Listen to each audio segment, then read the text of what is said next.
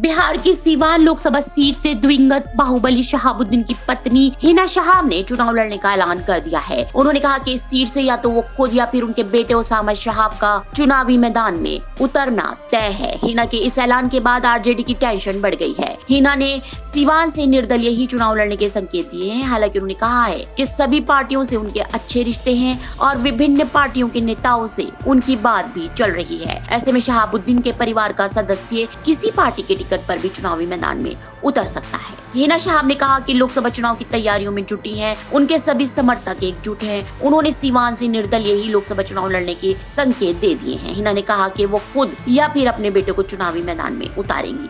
दरअसल सीवान बिहार की सबसे हाई प्रोफाइल सीटों में से एक है।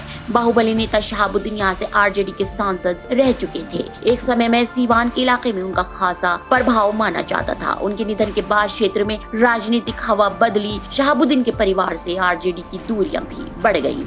हाल ही में जब नेता प्रतिपक्ष तेजस्वी यादव ने जन विश्वास यात्रा निकाली तो सीवान में शहाबुद्दीन का परिवार उनके साथ नजर नहीं आया। अब हिना ने साफ कर दिया है कि वो आरजेडी के साथ नहीं रहेंगी। अगर हिना शहाब या उनके बेटे उसामा सीवान से निर्दलीय या अन्य किसी पार्टी से चुनाव लड़ते हैं तो यहाँ आरजेडी की टेंशन बढ़ सकती है, क्योंकि हिना शहाब पिछले कुछ दिनों से क्षेत्र में घूमकर जनसंपर्क कर रही हैं। वो शहाबुद्दीन के वोट बैंक को फिर से मजबूत करके सीवान से चुनावी मैदान में उतरने की तैयारी कर रही है। ऐसी स्थिति में आरजेडी वाले महागठबंधन को आगामी चुनाव में नुकसान हो सकता है।